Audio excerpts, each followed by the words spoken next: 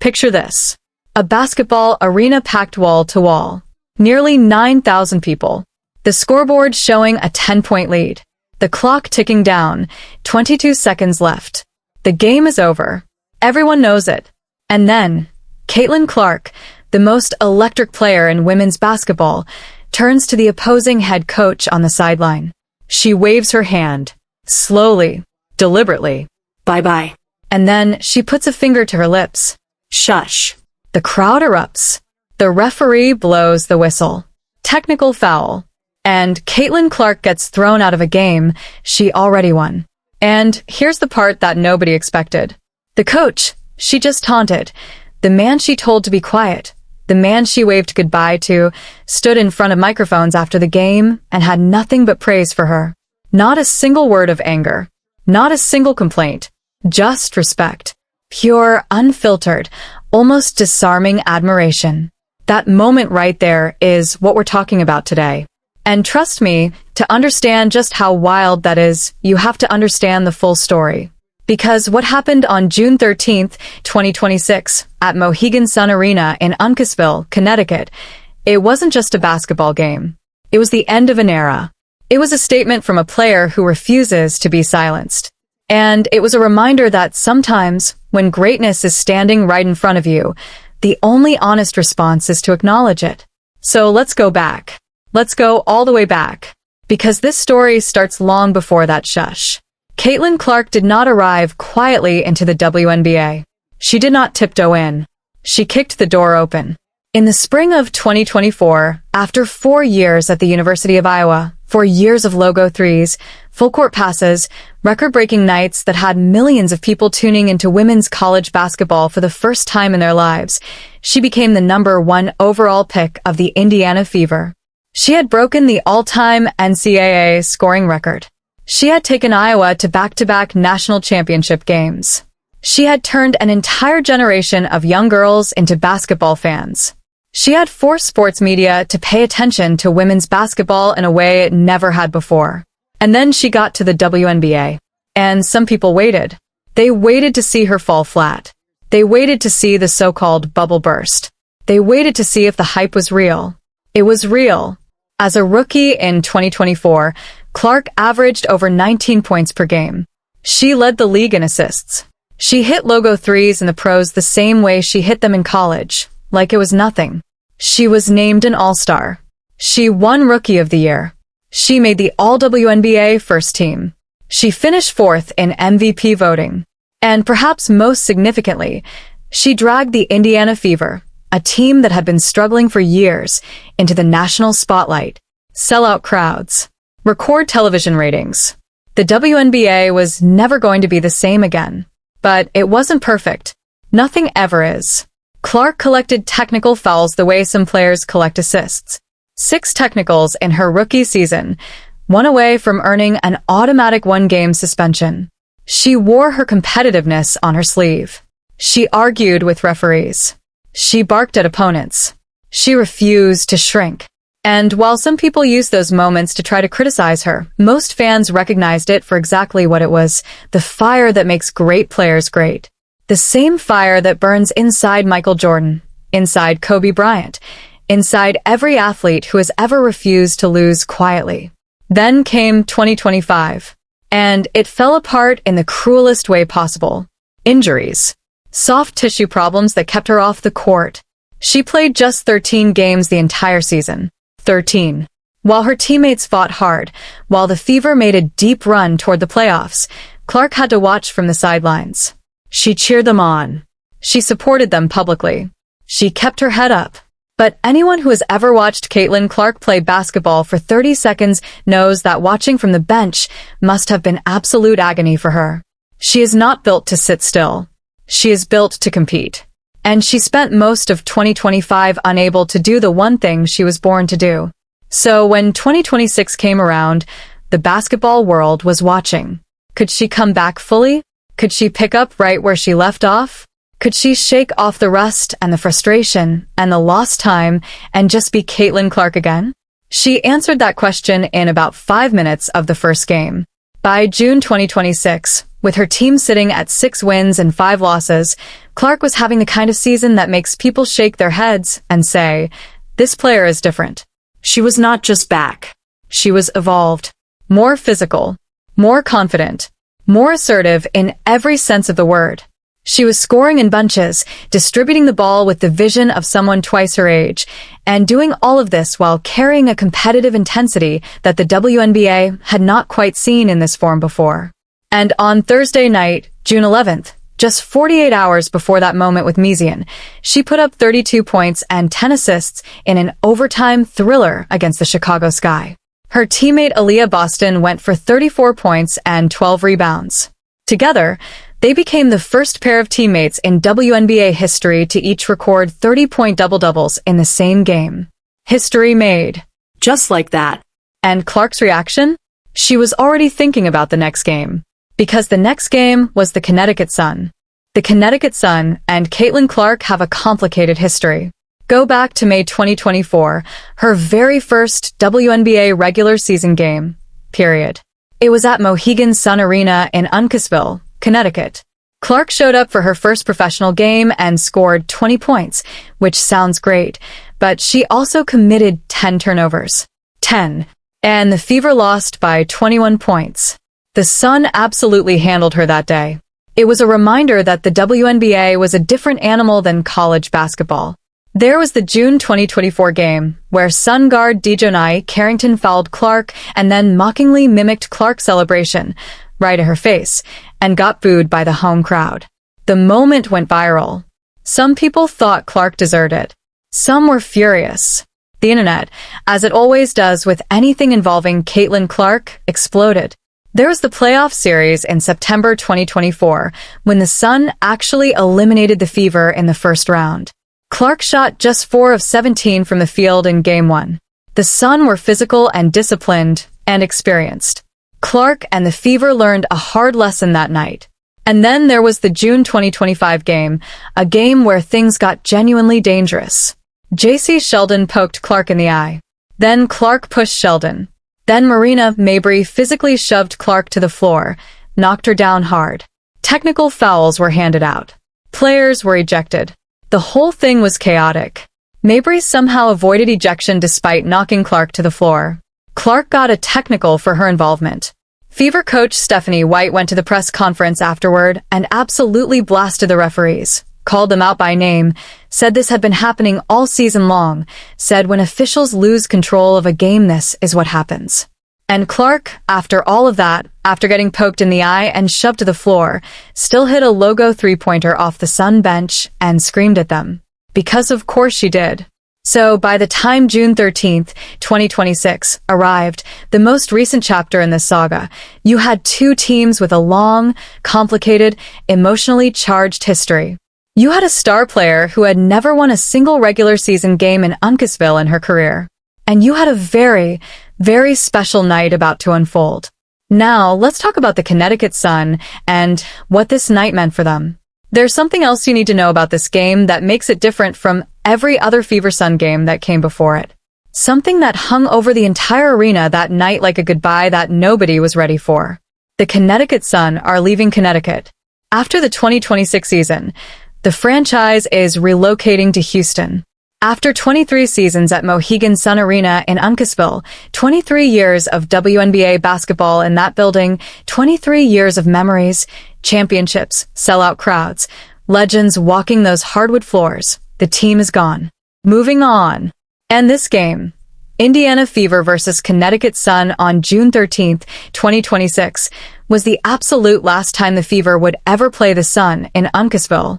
The last time. Ever. Think about what that means to the people in that building. To the season ticket holders who have been there since day one. To the fans who drove hours to watch their team. To the coaches and players who called that building home. There was grief in that arena that night. There was nostalgia and heartbreak mixed in with the excitement. And then there was Caitlin Clark, who had never beaten them there before, walking into the building and selling it out one final time. The sellout crowd of 8,910 people, the first sellout of what Meziane himself had been calling the sunset season, was there to see their team play one more time at home. But let's be honest. A huge chunk of that crowd was wearing Indiana Fever jerseys. Clark's number 22 was everywhere. The casino floors outside were packed with Fever fans. Sun fans, Connecticut faithful who had bled teal for years, were being drowned out in their own building. That's what Caitlin Clark does. She goes on the road and makes it feel like a home game. The game itself was everything you could have hoped for. Clark came out firing. 8 points in the early minutes. The Fever surged out to a quick lead, and it looked like it might be a comfortable night. But the Sun had their own plans. Connecticut started grinding. They made it physical because that's what they do against Clark. They have always gone at her physically, made her earn every single basket. And this night was no different. The Sun climbed back into it, tied it up, even took the lead at one point in the fourth quarter, up by 1 with about 8 minutes to go after the Fever had led by 11. The momentum swung. The crowd roared. The Sun were fighting. They were trying to send their home fans out on a high note. And then Clark hit a 31-foot three-pointer, 31 feet, standing practically at the logo. The crowd, the home crowd, exploded louder than it had all night. Not for the Sun, for Clark. Because when you see something that extraordinary happen right in front of you, you can't help but react to it. The ball barely rippled the net. Indiana went on an 8-0 run. The Sun couldn't catch up. The Fever pulled away. Then came the final minutes. Sophie Cunningham, Clark's teammate, who had missed the previous game with an elbow injury and had come off the bench tonight, took over. She hit 4 straight baskets in the game's final 2 minutes. Back to back to back to back. Three-pointer. Three-pointer. Layup. Three-pointer. The Fever were up by 10 with under a minute to play. It was over. It was done. Indiana Fever 85, Connecticut Sun 75. And Caitlin Clark, standing on that court, at Mohegan Sun Arena, the place where she had struggled and lost and been physical and been beaten and been taunted and been shoved and had her eye poked, Caitlin Clark had her first career regular season win in Uncasville, Connecticut. Finally, on the last possible night she would ever play there. And she had one more thing to say about it. With 22 seconds on the clock, the game absolutely gone. Over. Done. Connecticut had no realistic path back. Caitlin Clark turned toward the Connecticut Sun sideline. She waved her hand. Slowly, deliberately, the universal gesture of goodbye. Bye-bye. Not to the crowd. Not to the fans. To the bench. To the coaching staff. She made the gesture multiple times. She wasn't done. Then she put a finger to her lips and gave them the shush. Be quiet. Sit down. We win. The referee blew the whistle immediately. Technical foul. Caitlin Clark. Her second technical foul of the night, which under WNBA rules meant automatic ejection. She was done. Gone. She walked to the locker room with 22 seconds on the clock, the Fever up 10, having just put up 25 points on 5 three-pointers. And as she left, a courtside camera caught her talking to teammates, explaining herself in the most Caitlin Clark way imaginable. The words she said, caught on video, no lip-reading required, told the whole story. She said that Meziane, the Suns head coach, had been talking all night from that sideline, running his mouth the whole game, she said. So she gave it right back to him the second she had the chance. With a wave and a shush and a smile. Clark herself admitted it afterward. She told the press, the technical, I didn't need an explanation. I deserved it. But it was worth it. She deserved it. And it was worth it. No apology. No regret. Just honesty. That is Caitlin Clark in a sentence. But here's where the story takes a turn. Here's the part that makes this moment genuinely remarkable. Rachid Meziane was asked about Caitlin Clark after the game. This is the part you have to understand. This man just had a star player from the opposing team wave goodbye to his bench and shush him in front of 9,000 people. She said on camera that he had been running his mouth. She got a technical foul for it. She was laughing about it afterward. Any coach in any sport would be at least a little bit annoyed by all of that. Would probably have a sharp word or two. Would at minimum be defensive. Not Meziane. Rachid Meziane, the head coach of the Connecticut Sun, stood in front of those same microphones in that post-game room after being publicly taunted by Caitlin Clark, and he chose to use the moment to talk about her brilliance instead. He talked about how his team was making progress, How at the beginning of the season they were being blown out by enormous margins, and now they were making games competitive. He acknowledged the loss. He kept it classy. And when the subject of Clark came up, he did not fire back. He did not complain. He did not try to minimize what she did on that court. He praised her. Nothing but praise. Praise for a player who had just waved goodbye and shushed him in front of a sold-out arena. Now think about how hard that is. Think about the ego it takes to set aside, to watch someone taunt you in public and then go find the grace to acknowledge their greatness. That is not a small thing. That requires a level of self-awareness and sportsmanship that you do not always see in competitive sports. Meziane understood something that a lot of people in that building were too caught up in the moment to see clearly, that what Caitlin Clark does on a basketball court is something special, something rare, something that doesn't come around often. And no amount of taunting or shushing changes that fundamental truth. And here's the funny thing. In many ways, Meziane's praise made that moment even more powerful for Clark, because it confirmed what she already knew. She wasn't wrong to feel good. She wasn't wrong to feel confident. The opposing coach, the man she just taunted, just told the world she was extraordinary. Let's zoom out here for a second, because this moment between Clark and Meziane is part of a much bigger pattern. It is actually one of the most consistent things about Caitlin Clark's career. She does something fiery on the court. She competes hard. She talks trash or celebrates loudly or gets a technical foul. And the people who were on the other side of it end up talking about how good she is. Go back to April 2023, the NCAA Women's Championship game. Clark in Iowa against Angel Reese and LSU. Clark had done a version of the "you can't see me" celebration gesture earlier in the tournament, the one popularized by the wrestler John Cena. In the championship game, with LSU winning big in the final moments, Reese did it right back to Clark, pointed to her ring finger. The taunting went viral in a way that almost nothing in women's basketball ever had before. It was two of the best players in the country going at each other. People were furious. People were thrilled. The internet couldn't look away. And then LSU coach Kim Mulkey, right there in the handshake line after the game, pulled Clark aside and privately told her how much she respected her. Clark had scored 30 points in a losing effort. Mulkey had just won the national championship. And she still took a moment to acknowledge Clark, to tell her the truth. High praise from a coach who had just beaten her. Because greatness is hard to ignore, even when you're on the other side of it.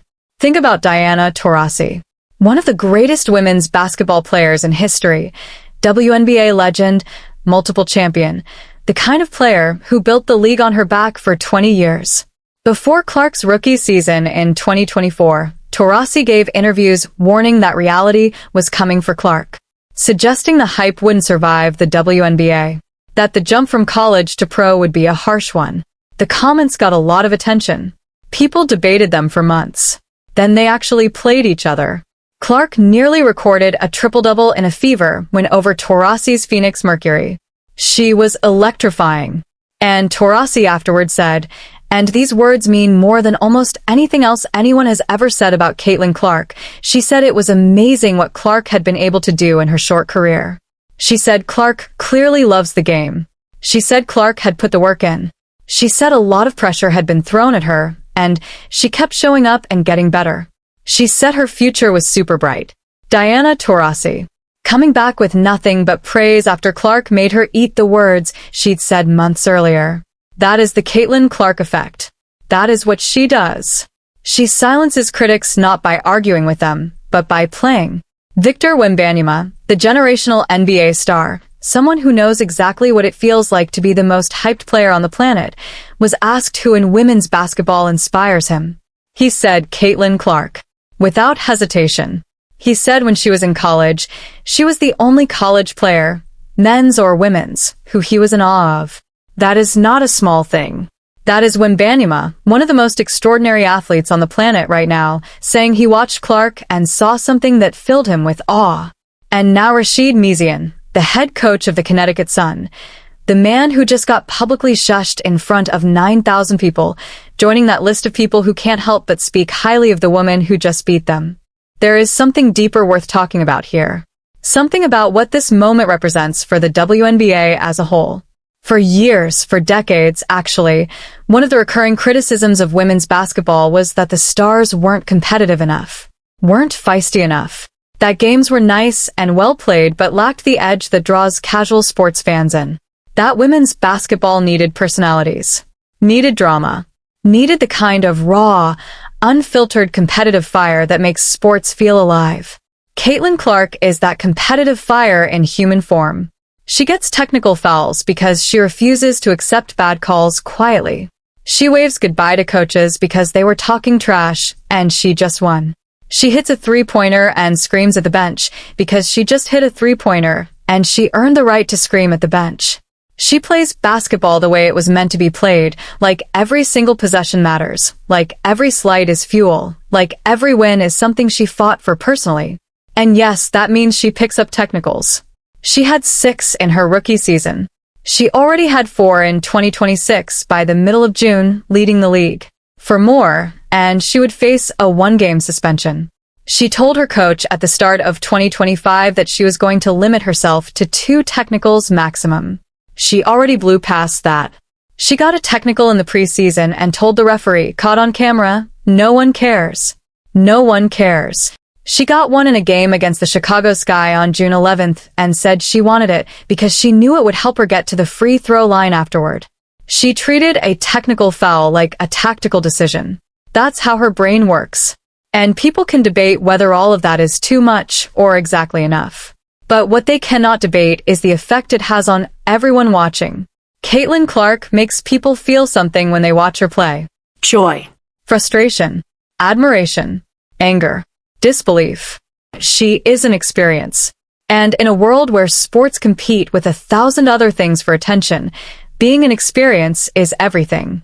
The fact that the opposing coach stood up after being taunted and praised her instead of criticizing her, that tells you everything you need to know about the kind of player Clark is.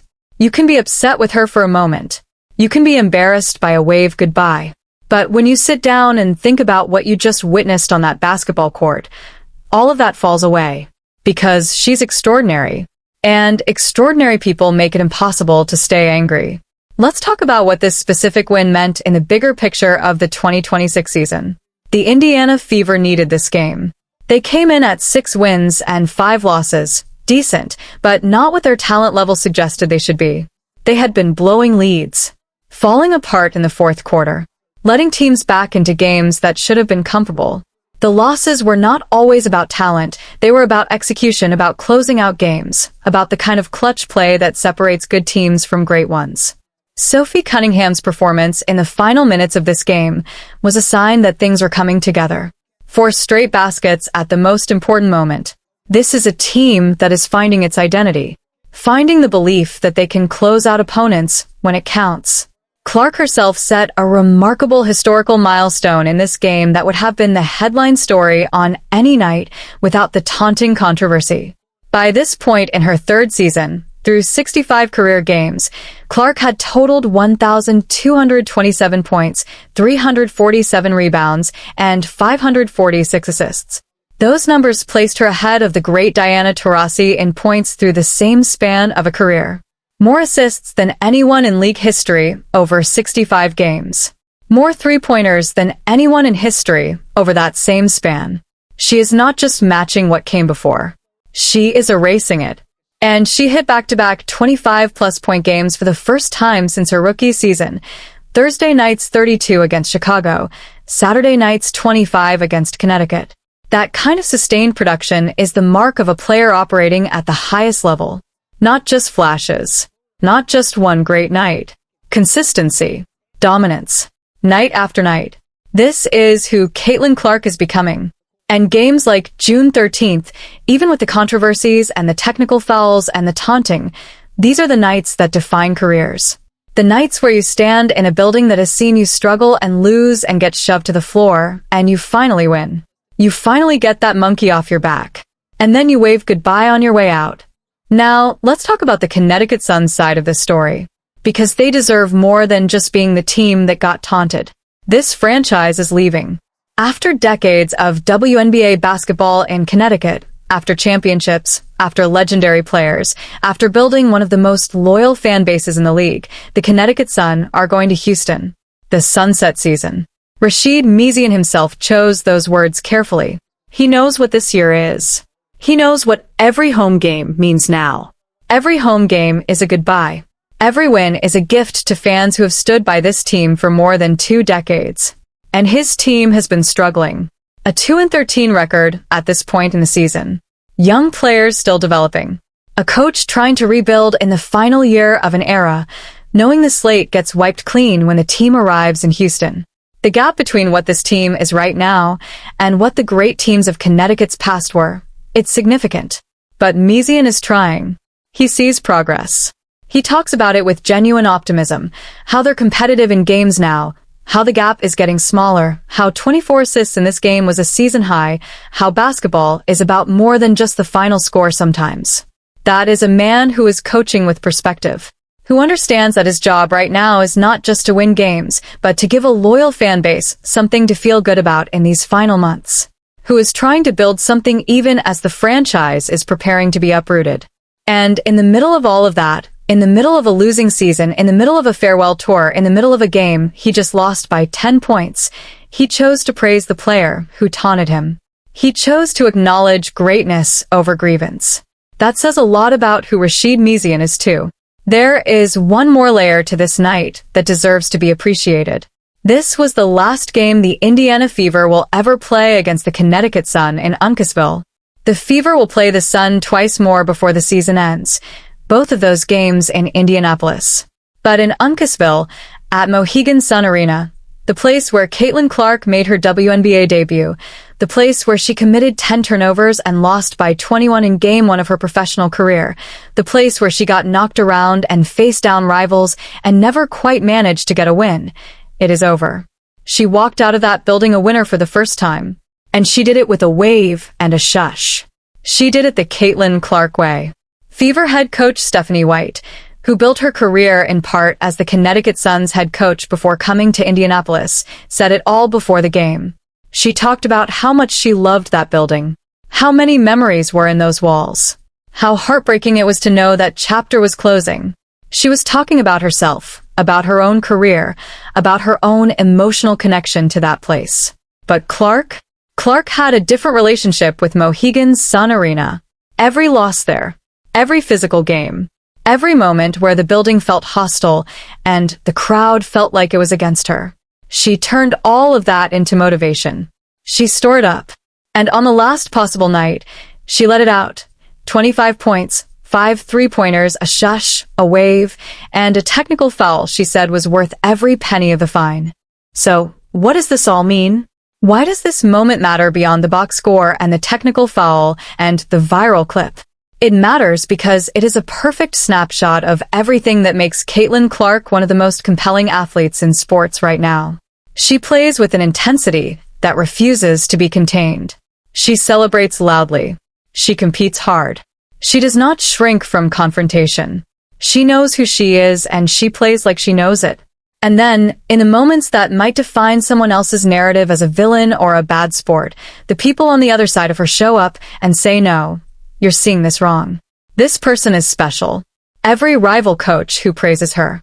Every player who beats her and then acknowledges her greatness. Every moment where the expected criticism gets replaced by unexpected admiration. All of it tells the same story. Caitlin Clark is the real thing. She is not hype.